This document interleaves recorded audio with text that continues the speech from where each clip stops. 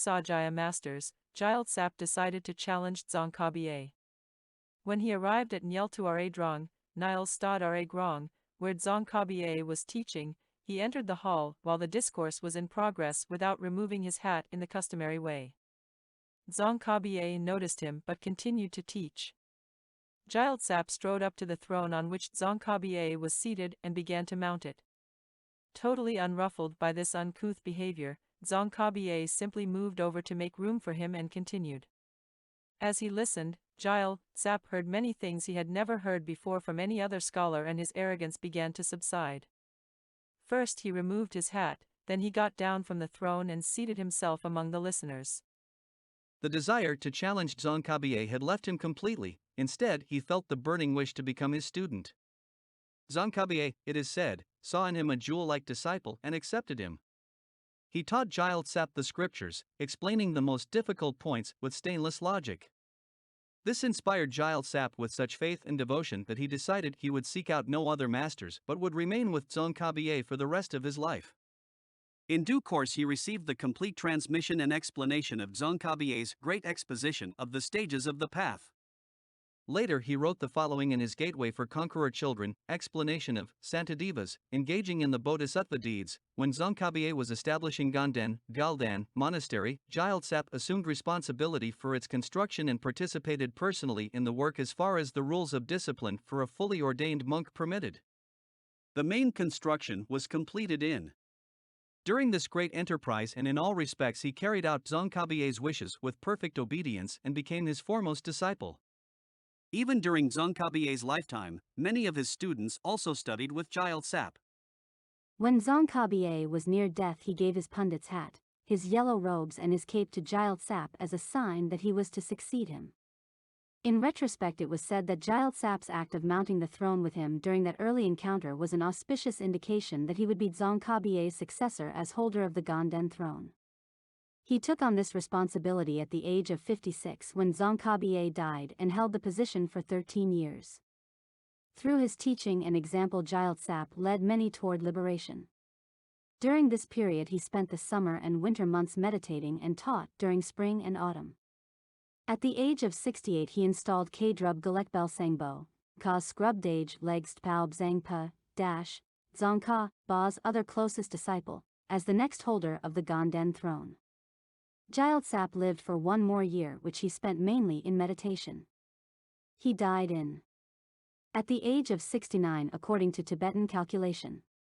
Among GYEL-TSAP'S most important works are Ornament for the Essence, Explanation of mkhas, Ornament for Clear Realization, Renam Bshad Snying Per Jayan, Commentary on mkhas, Sublime Continuum of the Great Vehicle, Theg Pa Chen Per Jayad Blam I Tik Ka, a commentary on Nagarjuna's precious garland called Clarifying the Essential Meaning, Snying Pai Don Sol Bar Bide Pa, a commentary on Nagarjuna's 60 stanzas of reasoning, and a number of commentaries on valid cognition, including Elucidation of the Path to Liberation, in Tarmakirtis, Commentary on Dignagas, Compendium of Valid Cognition, Renam Grel Thar Lam Sol Bide.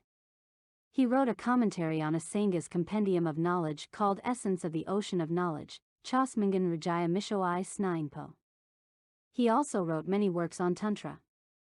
GYEL-TSAP'S commentary in his preface to the Essence of Good Explanations, explanation of the 400 stanzas on the yogic deeds of bodhisattvas. GYEL-TSAP provides a complete overview of the text, and in keeping with a unique contribution made by Tibetan masters, he has also created a detailed outline which enhances the clarity of his work and serves as an aid to memory. This outline may be found in the appendix. GYEL-TSAP'S commentary takes the form of a lively and pithy dialogue in which the words of Aryadeva's text are used to answer hypothetical and actual assertions, questions, and objections. This device is effective since one frequently identifies with the protagonist's psychological or philosophical position, which GYEL-TSAP states incisively and succinctly. Each attempt to secure oneself fails as irrefutable arguments demolish the successive positions one takes, making them untenable. This constant shifting of ground, expressed in the protagonist's search for new approaches to justify his position, is a defense against recognizing the truth which GYEL-TSAP skillfully induces us to face. In the second half of his commentary, GYEL-TSAP usually identifies the system of tenets to which the opponent adheres, and refutes the opponent's arguments by means of a clear and concise statement of syllogisms and unwanted consequences. The pace is fast and there are few long or convoluted passages. This presentation is ideal for those with a facility in Buddhist logic, which in the scholarly tradition of Tibetan monasteries was considered prerequisite. For those with no training in this form of logic, the arguments may at times appear somewhat elliptical and difficult to follow. In accordance with the tradition of a word commentary, GYEL-TSAP includes all the words of Aryadeva's text, though not necessarily in the order in which they occur. He does not, however, merely explain them, but also elucidates the underlying meaning in the manner of a meaning commentary. Unlike Rendawa, GYEL-TSAP places a very strong emphasis on the valid establishment of conventionalities, repeatedly stressing that prasangikas in no way deny the existence of dependently arising phenomena. There is a continual process of calibration between refutation of what in reality does not exist and establishment of what exists conventionally.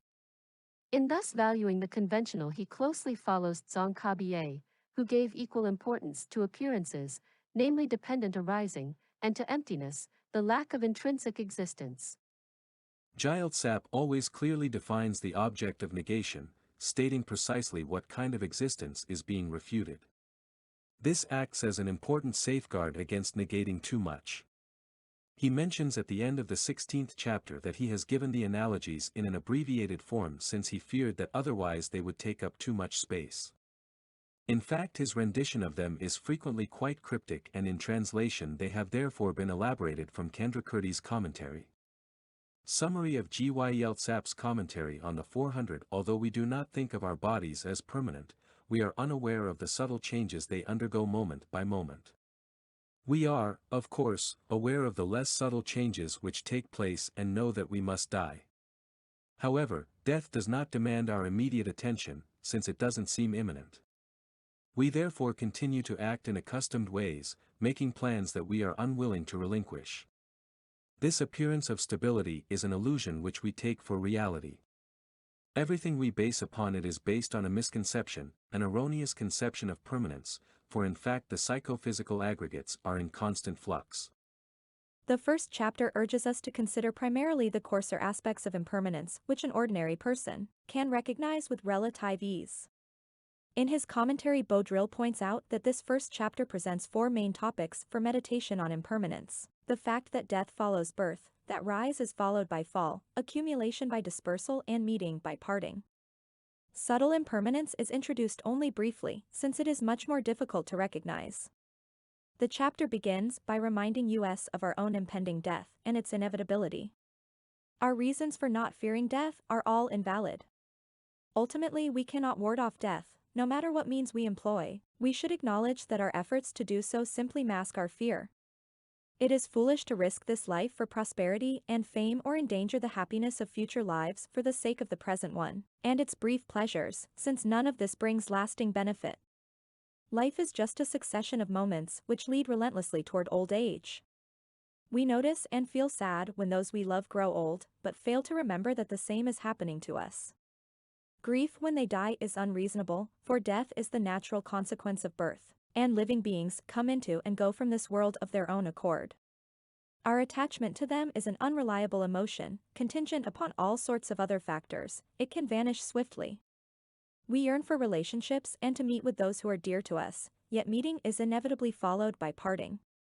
We should therefore willingly separate from all that we cling to at present, before such a separation is forced on us. Here the emphasis is placed on recognizing that people, things, and situations are not static. Clinging to them and wishing them to remain unchanged is unrealistic and a cause of fear.